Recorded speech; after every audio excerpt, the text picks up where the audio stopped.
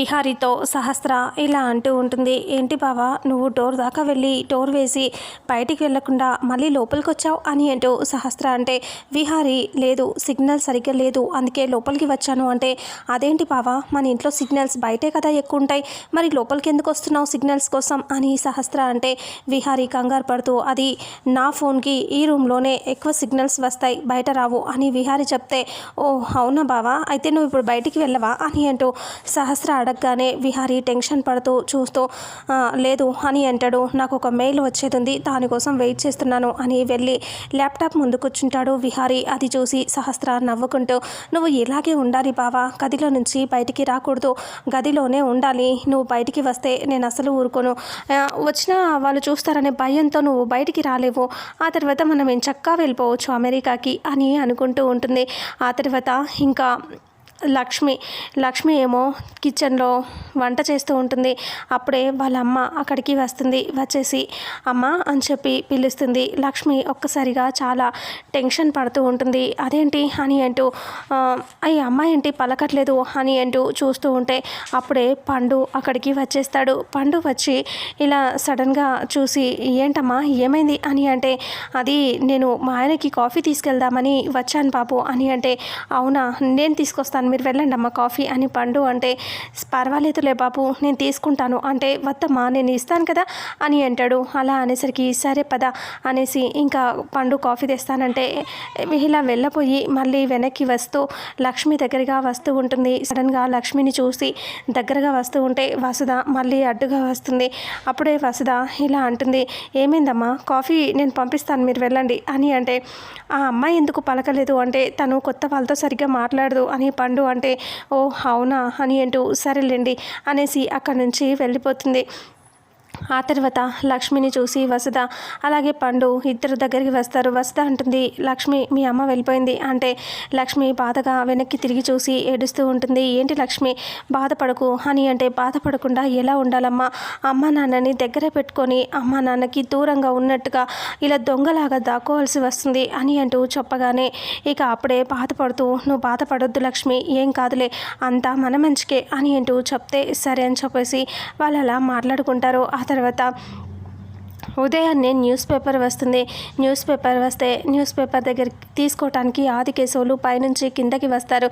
ఆదికేశవులు కిందకి వచ్చి news paper అడిగితే పండు పేపర్ ఇస్తాడు. అది తీసుకెళ్ళి పైన గదిలో కూర్చొని చదువుతూ ఉంటాడు ఆదికేశవులు. గౌరీ పనిచేస్తూ ఉంటుంది. ఇక అప్పుడే ఆదికేశవులు అలా పేపర్ చదువుతూ ఉంటాడు. విహారీ టెన్షన్ పడుతూ బయటికి వస్తాడు. అంతలో విహారీ ఫ్రెండ్ సత్య ఫోన్ చేసి ఇలా చెప్తాడు, రే విహారీ, లక్ష్మి గురించి ఇంకా ఆర్టికల్ రాసి రచయిత గారు పేపర్లో వేశారా అని అంటూ చెప్పగానే, ఏం మాట్లాడుతున్నావురా, నిజంగానా అంటే, అవునరా, పెద్ద ఫోటోతో సహా వేశారు, అందుకే ఈ విషయం నీకు తెలుసా లేదా అడుగుదామని చేశాను అని అంటే, రే ఒక్క నిమిషం రా అనేసి వెంటనే ఫోన్ పెట్టేసి పరిగెత్తుకొచ్చేసి పండు అని అంటే, ఏంటి బాబు గారు అని అంటే, ఇప్పుడు న్యూస్ పేపర్ ఎక్కడుంది అంటే, లక్ష్మి అమ్మ వాళ్ళ నాన్న తీసుకెళ్లారు బాబు అని అంటూ చెప్పగానే, అవునా, లక్ష్మి వాళ్ళ నాన్న తీసుకెళ్లారా, అందులో లక్ష్మి గురించి ఆర్టికల్ వచ్చిందంట, లక్ష్మి ఫోటో ఉందంట అని చెప్పగానే, అయ్యో బాబు ఇప్పుడు ఎలా అంటే, వెళ్ళి తీసుకురాపో అని అంటూ చెప్తే సరే అని పండు పరిగెత్తుకొని వెళ్ళిపోతాడు. అలా పరిగెత్తుకొని వెళ్ళిపోయి ఇంకా ఆదికేశవుల దగ్గర ఉన్న పేపర్ని ఇలా అంటాడు, అయ్యా ఒకసారి పేపర్ ఇస్తారా అని అంటే, అయ్యో ఇంకా చివరి పేజీ ఉంది బాబు, చదివిస్తాను అని అంటూ చెప్తూ ఉంటాడు. ఆ పేజీలోనే లక్ష్మి ఫోటో ఉంటుంది.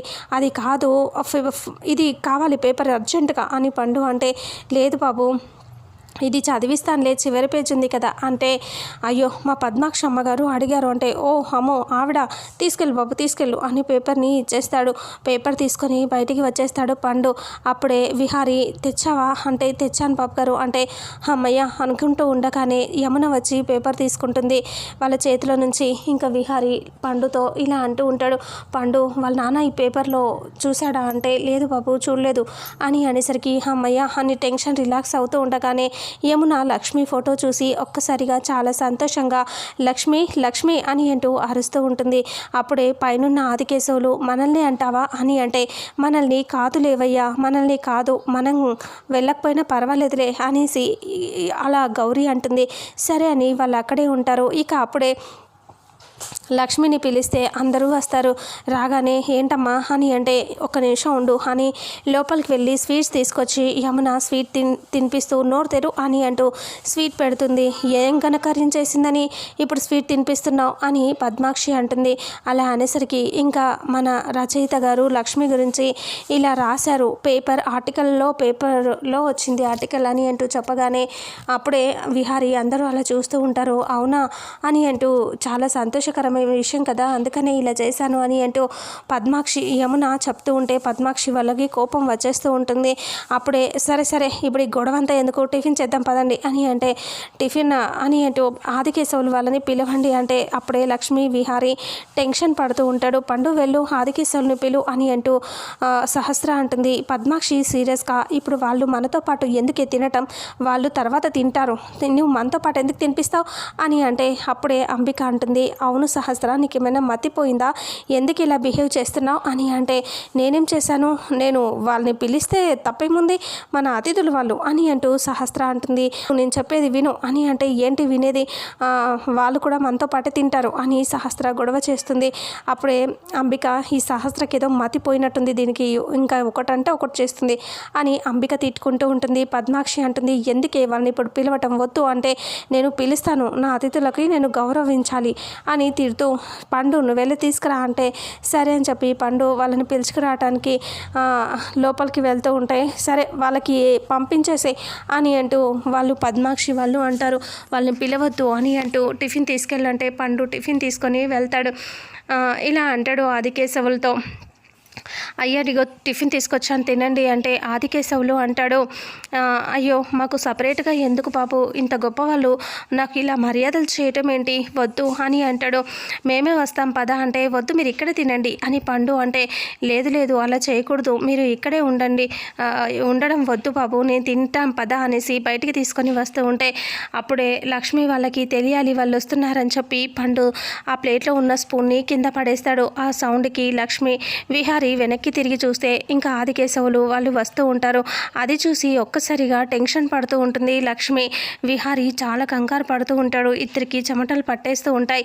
వాళ్ళు అలా భయపడుతూ ఉంటారు. ఇక అప్పుడే ఆదికేశవులు అలాగే గౌరీ ఇద్దరు వస్తూ ఉంటారు. అది చూసి దగ్గరగా వచ్చేదాకా సహస్ర ఊరుకుంటుంది. దగ్గరగా వచ్చేసరికి వాళ్ళిద్దరి టెన్షన్ని చూస్తూ ఉంటుంది, అబ్జర్వ్ చేస్తుంది. ఆ తర్వాత ఆదికేశవులు దగ్గరికి వెళ్ళి అంకుల్ మనం పైకి కొంచెం సేపు మాట్లాడాలి, వెళ్దాం పదండి అని అంటే సరే పదమ్మా అనేసి గౌరీ పద అని చెప్పేసి వెళ్ళిపోతారు పైకి. అప్పుడే లక్ష్మి విహారీ ఇద్దరు అమ్మయ్య అని చెప్పి రిలాక్స్ అవుతారు. ఆ తర్వాత లక్ష్మి చాలా టెన్షన్ పడుతూ ఉంటుంది. ఇంకా ఏం చేయాలో అర్థం కాదు. అందరూ టిఫిన్కి వెళ్ళిపోతారు. ఆ తర్వాత విహారీ లక్ష్మి ఇద్దరు కలిసి ఆఫీస్కి వెళ్తారు. ఆఫీస్కి వెళ్ళాలి లక్ష్మి పద అని అంటే సరే అని చెప్పి బయలుదేరుతారు. ఇక ఆదికేశవుల కోసం కాఫీ తీసుకొస్తూ ఉంటుంది గౌరీ. స్టెప్స్ ఎక్కుతూ ఉండగా కాలు మడత పడుతుంది. అమ్మ అని చెప్పి అరుస్తుంది. అలాగే ఇబ్బంది పడుతూ పైకెక్కుతుంది. ఏమయ్యా ఇదిగో కాఫీ అని అంటూ ఇంకా కాఫీ ఇచ్చి నొప్పితో బాధపడుతుంది. అప్పుడే ఆదికేశవులు ఏమైంది గౌరీ ఏమైంది అంటే కాలు బెనికిందయ్యా నొప్పిగా ఉంది అంటే అయ్యో కాలు బెనికిందా, నువ్వు ఇలా కూర్చో అంటే ముందు నువ్వు కాఫీ తాగయ్యా అంటే నేను కాఫీ ఎలాగైనా తాగుతానులే కానీ నువ్వు ఇలా రా అని చెప్పేసి కూర్చోబెట్టి ఆయింట్మెంట్ రాస్తాడు. నేను ఇప్పుడు హాస్పిటల్కి వెళ్ళాలి కదా, నువ్వు రావటం కుదరదు, నేను ఒక్కడనే వెళ్తానులే అని ఆదికేశవులు అంటే ఒక్కడివే ఎలా వెళ్తావయ్యా, నేను వస్తానుండు అని అంటే వద్దు గౌరీ నువ్వు ఉండు, నీకు నడవటం రాదు అంటే లేదు వస్తుంది అని లేచి నడవలేకపోతుంది నొప్పితో. ఇంకా అప్పుడే ఆదికేశవులు చూసావా నడవట్లేదు నేను వెళ్తానులే అనేసి ఆదికేశవులు బయలుదేరుతాడు. లక్ష్మి విహారీ ఇద్దరు అలా ఆటోలో ఎక్కి ఆదికేశవులు వెళ్తూ ఫస్ట్ విహారీ వాళ్ళు కారులో ఎక్కి వెళ్ళిపోగానే ఆటో తీసుకొని ఆదికేశవులు వెళ్తూ ఉంటాడు.